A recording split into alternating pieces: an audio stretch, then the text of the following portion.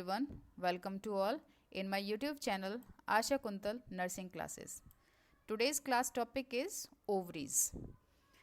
Ovary female internal reproductive system का part है.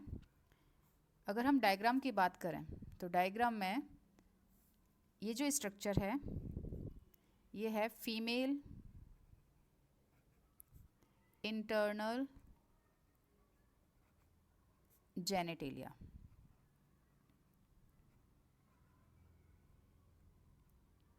Okay, female internal genitalia. And जिसमें के जो ऑर्गन्स हैं वो है वेजाइना. ये पार्ट यूट्रस है, यूट्रस. ये सभी हम पिछले क्लासेस में कवर कर चुके हैं. And these are fallopian tube और यूट्राइन ट्यूब्स. ओके. एंड ये जो येलो कलर स्ट्रक्चर है ये है ओवरी. ओके. तो ये जो चार ऑर्गन्स हैं ये चार ऑर्गन्स फीमेल इंटरनल जेनिटेलिया को बनाते हैं. ठीक है, इन चार ऑर्गन से मिलकर के बना होता है. तो इन चारों ऑर्गन्स में जो ओवरी है, ये जूम डायग्राम है ओवरी का. ओवरी सबसे इम्पोर्टेंट ऑर्गन है और ये प्राइमरी सेक्स ऑर्गन होता है. Ovary is the primary sex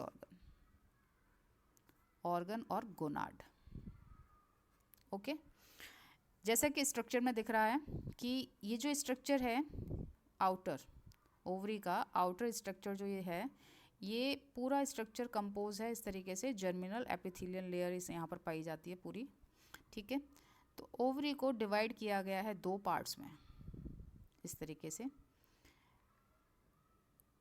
outer part जिसे कि हम कॉर्टेक्स कहते हैं एंड इनर पार्ट जो कि आपका मेडुला है.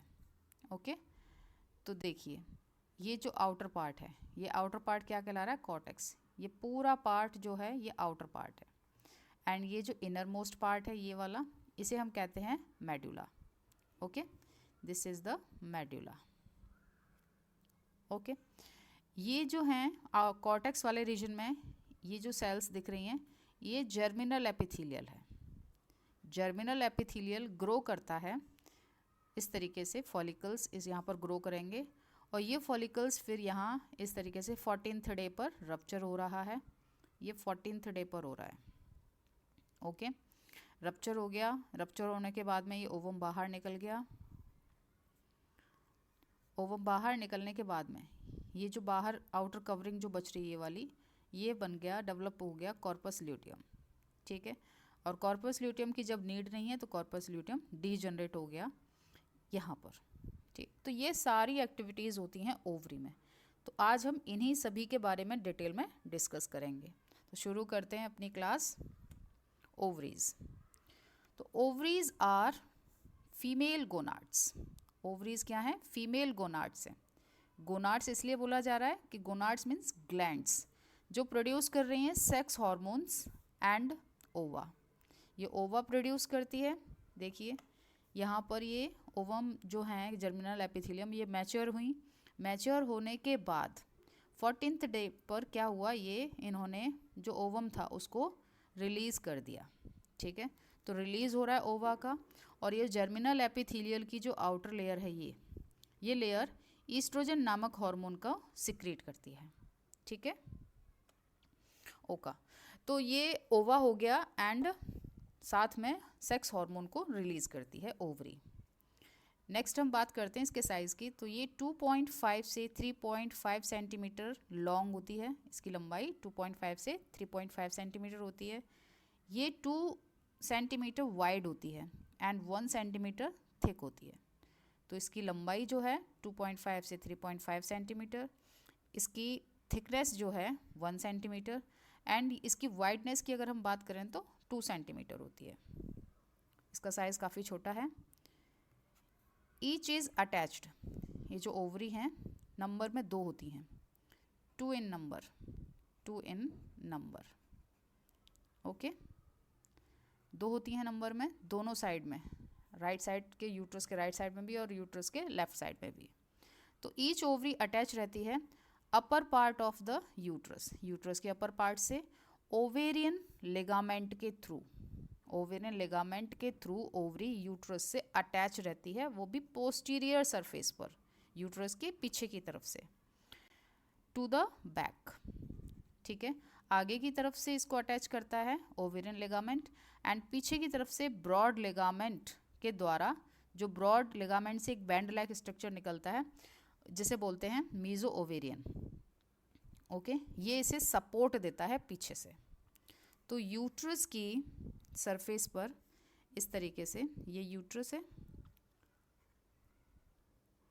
ओके, तो यूट्रस के सरफेस पर ये इस तरीके से अटैच रहती है, इस तरीके से, ठीक है। तो ये जो स्ट्रक्चर है इसे हम कहते हैं मीजो ओवेरियन, मीजो ओवेरियन, ठीक है, मीजो ओवेरियन। और ये ब्रॉड लिगामेंट का ही पार्ट है, ठीक है। और इसको इस तरीके से जोड़ने वाला, यूट्रस के साथ में जोड़ने वाला लिगामेंट कौन सा है? ओवेरियन लिगामेंट, ठीक है। तो यूट्रस के ये दोनों साइड अपर पार्ट से ये जुड़ी रहती है पोस्टीरियर सरफेस से होती हुई, और इसे ब्रॉड ओवेरियन लिगामेंट के द्वारा यूट्रस से जोड़ा जाता है, एंड मीजो ओवेरियम के थ्रू ये सपोर्ट इसको मिलती है और बैक साइड से इसको सपोर्ट दी जाती है। नेक्स्ट बात करते हैं ब्लड वेसल्स की।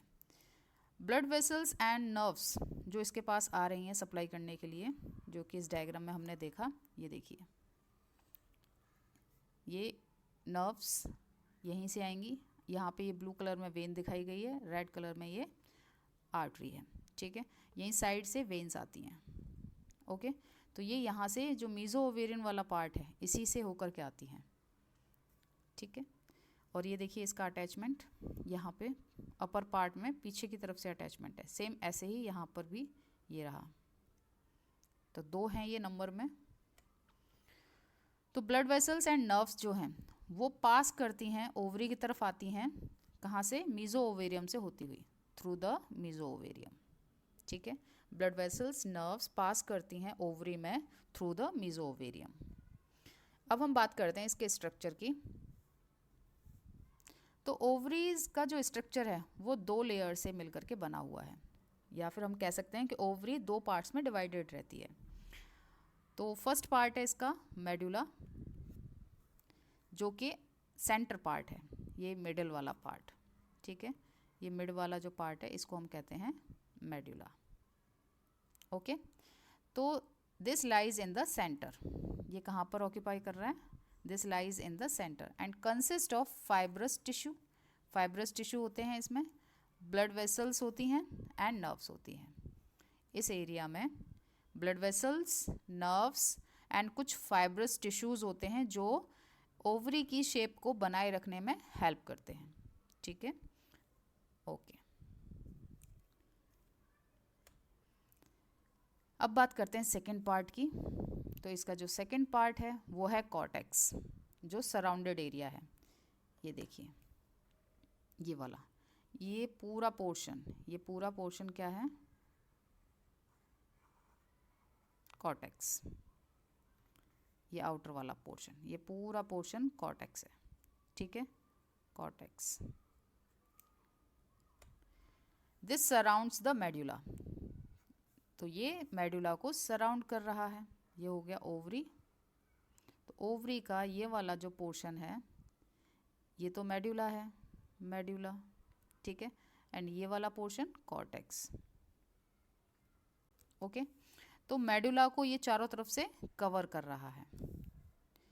It has a framework of connective tissue, इसका जो स्ट्रक्चर बना हुआ है उसमें कनेक्टिव टिश्यू है, या फिर इसे स्ट्रोमा कह सकते हैं, जो कि कवर्ड रहता है जर्मिनल एपिथीलियम से। ये जो स्ट्रक्चर है ये कवर्ड रहता है जर्मिनल एपिथीलियम से, ओके, जर्मिनल एपिथीलियम, यानी कि यहाँ पर कुछ नया निर्माण होता है, okay. It contains ovarian follicles, और इसी पार्ट में ओवेरियन फॉलिकल्स भी प्रेजेंट रहते हैं, दाने जैसे स्ट्रक्चर प्रेजेंट रहते हैं ओवेरियन फॉलिकल्स, बहुत अलग अलग स्टेज में, मैच्योरिटी की अलग अलग स्टेज में यहाँ पर ये प्रेजेंट रहते हैं।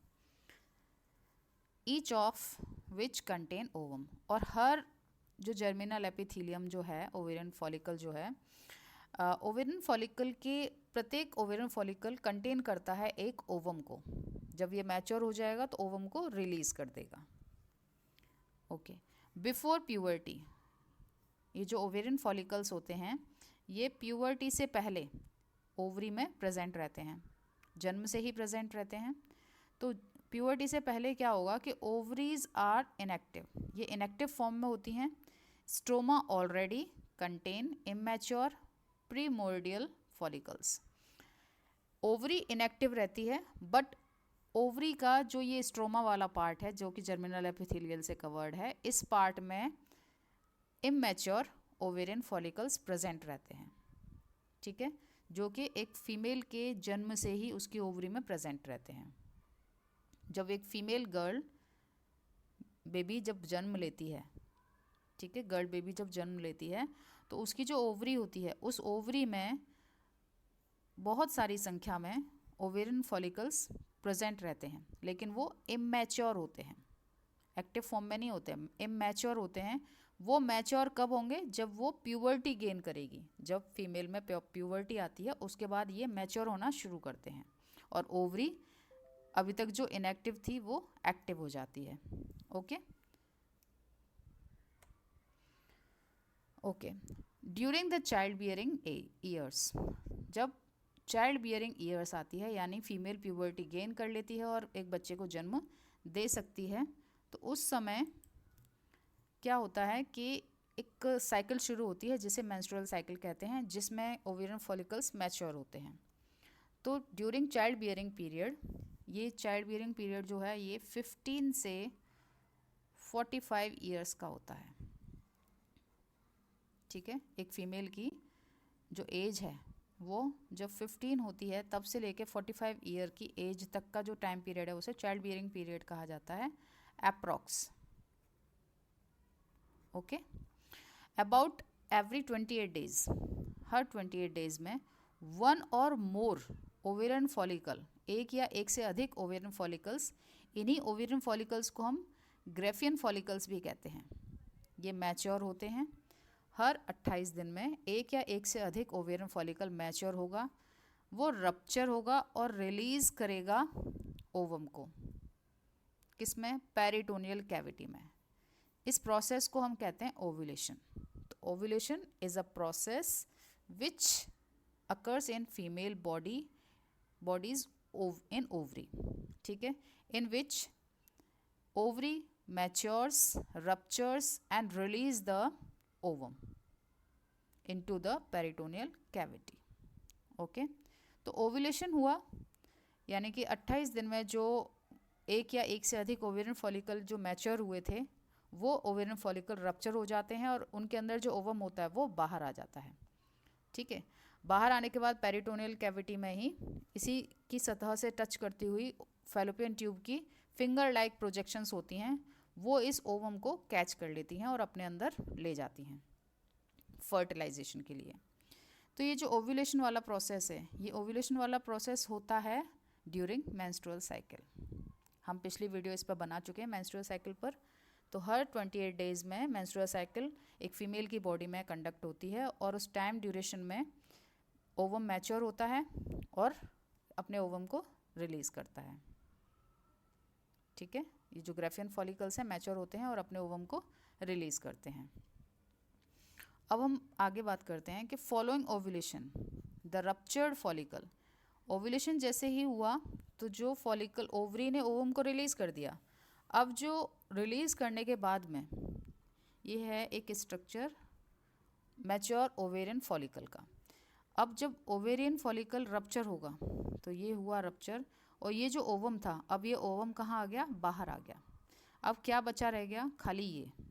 तो ये जो स्ट्रक्चर है जो बचा रह गया, ये स्ट्रक्चर जो है ये अपने आप को डेवलप करेगा, ग्रो करके कॉर्पस ल्यूटियम बनाएगा, अपने आप को डेवलप करके कॉर्पस ल्यूटियम बनाएगा।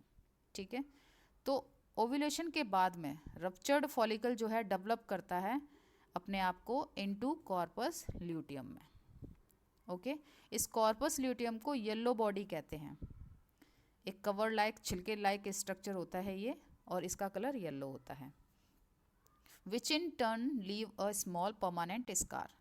ये जो येलो बॉडी है या कॉर्पस ल्यूटियम है, जब ये एकदम फिनिश हो जाता है, ये ख़त्म होता है, तो ये ओवरी के सरफेस पर एक छोटा सा परमानेंट स्कार छोड़ जाता है, जिसे हम कहते हैं कॉर्पस एल्बिकेंस, या फिर वाइट बॉडी बोल सकते हैं।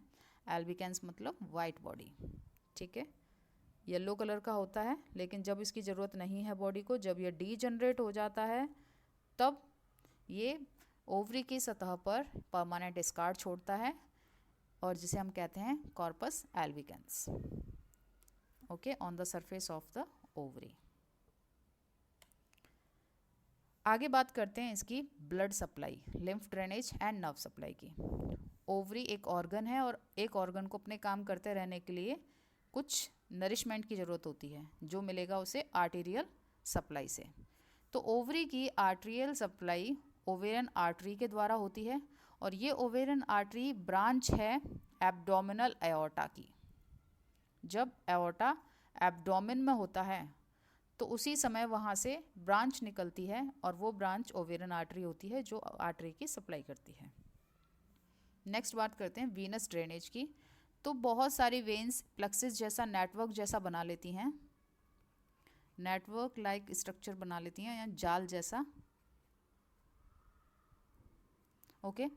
तो ये जाल जो है, ये यूट्रस के पीछे की तरफ बनता है, और इसी ओवेरियन जो आपका प्लक्सिस जो बन रहा है वेन्स का, इसी प्लक्सिस में ओवेरियन पूरा जो ब्लड रहता है, वेस्ट ब्लड, डीऑक्सीजनेटेड ब्लड, वो ड्रेन कर दिया जाता है। यानी प्लक्सिस ऑफ वेन्स के थ्रू ओवरी से ब्लड को ड्रेन किया जाता है। अब हम बात करते हैं लिम्फ ड्रेनेज की। तो this is to the lateral aortic and pre aortic lymph nodes. ये लिम्फ नोड्स के थ्रू जो लिम्फ नोड प्रेजेंट रहते हैं, एओर्टा जो डिवाइड हुआ एब्डोमिनल एओर्टा, तो उसके चारों तरफ यहाँ प्रेजेंट रहते हैं लिम्फ नोड्स। इन लिम्फ नोड्स में ही लिम्फ ड्रेन होता है ओवरी से, ठीक है, सेम आर्टरी की तरह ही। नेक्स्ट है nerve supply. The ovaries are supplied by parasympathetic and sympathetic fibres.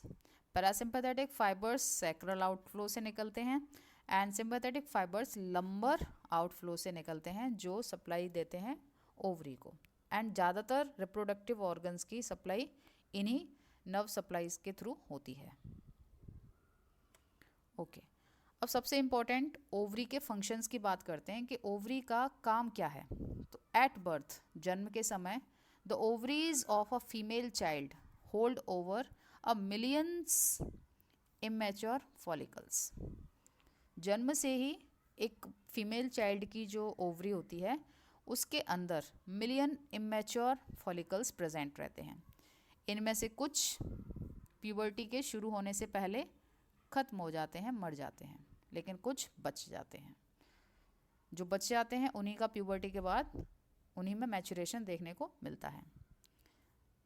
There maturation, ये जो फॉलिकल्स हैं, इनका मैचुरेशन कंट्रोल किया जाता है हाइपोथैलेमस के द्वारा एंड एंटीरियर पिट्यूटरी ग्लैंड के द्वारा। जो एंटीरियर पिट्यूटरी ग्लैंड रिलीज करती है गोनेडोट्रोफिन हार्मोन, यानी फॉलिकल स्टिमुलेटिंग हार्मोन, FSH, ठीक है। इसको रिलीज करती है anterior pituitary, and anterior pituitary also एक ये हार्मोन ल्यूटिनाइजिंग हार्मोन, इसको भी रिलीज करती है, और ये दोनों हार्मोन ओवरी पर जा करके एक्ट करते हैं, और आपके जो ओवेरियन फॉलिकल्स हैं, इनको मैच्योर होने में हेल्प मिलती है, ठीक है। तो हम कह सकते हैं कि हाइपोथैलेमस जो है वो स्टिमुलेट करता है एंटीरियर पिट्यूटरी को, और एंटीरियर पिट्यूटरी गोनेडोट्रोफिन हार्मोन्स निकालती है, और ये हार्मोन ओवरी के पास जाते हैं, एंड ओवरी की कॉर्टेक्स रीजन में जो जर्मिनल एपिथेलियल है, उसके अंदर जो ग्राफियन फॉलिकल्स पड़े हुए हैं, वो फॉलिकल्स मैचुरेशन की ओर बढ़ने लगते हैं इन हार्मोन्स के प्रभाव में, ओके। एंड धीरे धीरे करके ये हार्मोन्स के प्रभाव में और ग्रो करते चले जाते हैं, और ओव्यूलेट का समय आ जाता है और ओव्यूलेट करके ओवम को रिलीज कर देते हैं और कॉर्पस ल्यूटियम का निर्माण कर देते हैं। Next, in addition the ovary has endocrine function. इन सभी कामों के अलावा ओवम को मैच्योर करके रिलीज करने का काम जो है, इसके अलावा जो ओवरी है वो एंडोक्राइन फंक्शन भी करती है, यानी ग्लैंड का काम भी करती है, क्योंकि ओवरी रिलीज करती है कुछ हार्मोन्स, इसेंशियल हार्मोन्स, जो साइकोलॉजिकल चेंज लाते हैं फीमेल के अंदर रिप्रोडक्टिव साइकिल के टाइम पर।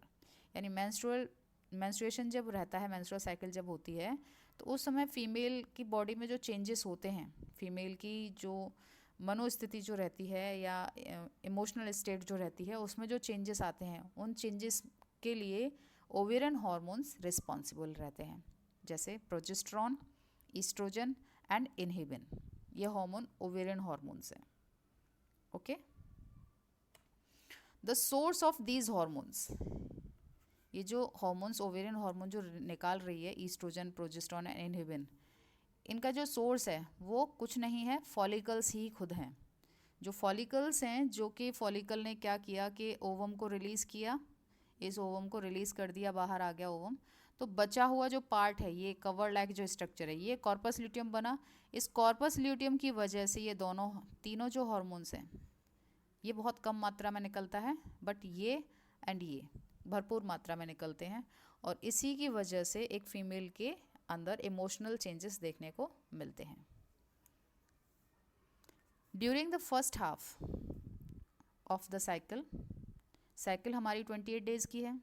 ओके, तो 28 डेज़ के अगर हम 2 हाफ करें तो 0 से 14 डे एंड 14 से 28 डेज़।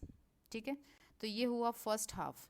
तो फर्स्ट हाफ में, ड्यूरिंग द फर्स्ट हाफ, जब ओवम क्या हो रहा है कि while the ovum is developing, यहाँ पे ओवरी ओवम को डेवलप कर रही होती है, जो फॉलिकल्स हैं वो मैच्योर हो रहे होते हैं। ठीक है, यहाँ पे रिलीज़ हो जाता है।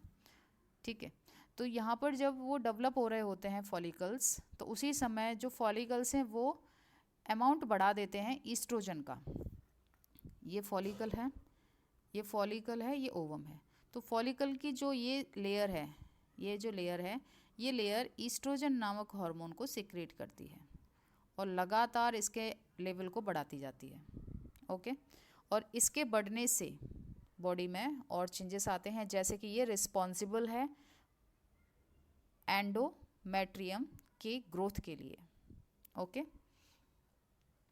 तो ये फॉलिकल्स के द्वारा ही ये इसको सिक्रेट किया जाता है, ये बाहर से कहीं और से सिक्रेट नहीं हो रहा, ओवरी के अंदर से ही सिक्रेट हो रहा है फॉलिकल्स के द्वारा। However, after ovulation, corpus luteum secretes primarily progesterone।